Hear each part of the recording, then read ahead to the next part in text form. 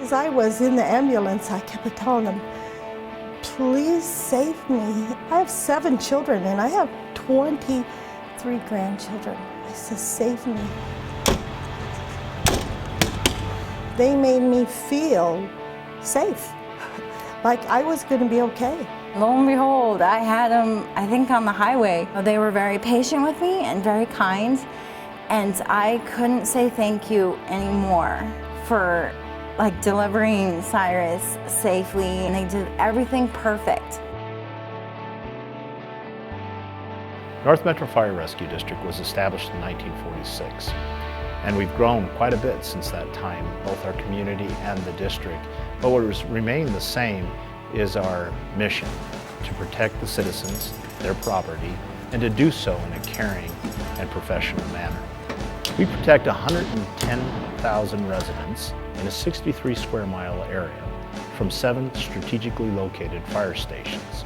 In our service area, it includes the city and county of Broomfield, the city of North Glen, and unincorporated areas of Adams, Boulder, Jefferson, and Weld County. While we still do fire, which is a good thing, that's what we do a host of other things. We do hazardous materials response, we do meth lab response, we do technical rescue, rope, confined space, trench, collapse. We provide emergency medical services, which is our mainstay now.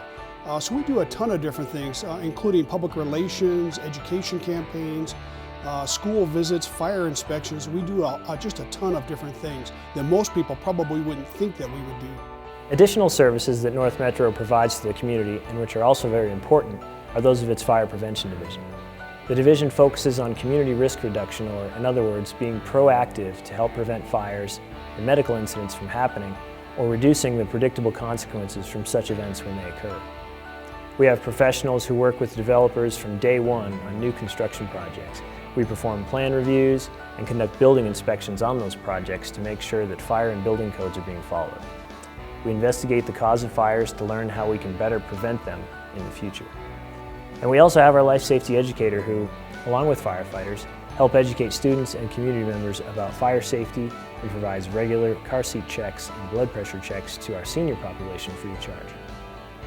We do a lot of really good things for the community, and not just the actual rescue portion, not just EMS, not just fire, but a lot of little things that I don't think many people recognize or realize.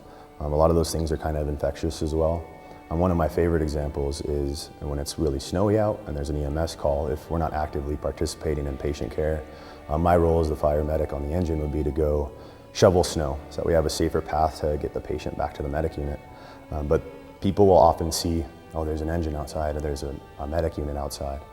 And they'll see that one of us is shoveling snow, so then pretty soon you have 2 or 3 neighbors coming over to help us shovel snow. And I think it's really cool. It's one of my favorite moments, because not only did we help someone get to the hospital, but we shoveled everyone's driveway and the walkway back and forth. So I think that's one of the coolest things I like about here. The end reward for me is knowing that no matter what kind of call it is, I might be able to make a difference. You know, whether it's just grandma needing help with something, or if it's a family that just had a house fire, just that little bit of something extra special that you can do for somebody to know that maybe you made a smidge of a difference in their day. That's why I still do this job after 20 some odd years. North Metro Fire Rescue's primary goal is to meet the unique needs of our community, a community that is fairly diverse in its makeup.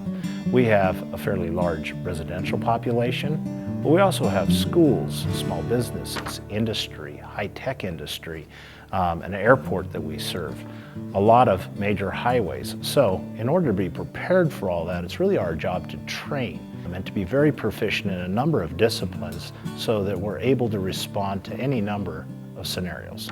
And we have to be able to adapt to what our community needs in terms of service levels. So terrorist events, hazardous materials response, and those kinds of things. And it's a challenge to stay trained in those, but we train every day. Just about every day I come in, we have training of some kind going on to be ready to meet those demands. The wildfires of this year earlier, we had crews in the wildfires. That's certainly a very challenging environment. And then also the floods of this year in the fall. In 33 years, I've never seen anything like that, but we arose to that challenge. We have our technical rescue team and our swiftwater swimmers met that challenge. I think the biggest thing that keeps me going personally is just knowing that we're here, we're able to provide a service when people don't know who else to call. So it could be an emergency situation, or it could be a broken water pipe under their sink. And I really appreciate having the, the ability to help people out in those situations. They made me feel safe, like they were one of my sons taking care of me. What can you say to somebody that saves you? There couldn't be kinder young men to come and help. You know, it's not one exact call that I go on that, keeps me coming to work every day. It's all the calls combined. Whether it be helping with a public inquiry, whether it be a fall, an ice rescue, whatever it is, I just enjoy trying to, turn around somebody's worst nightmare, trying to make it better, trying to make a positive difference in the community.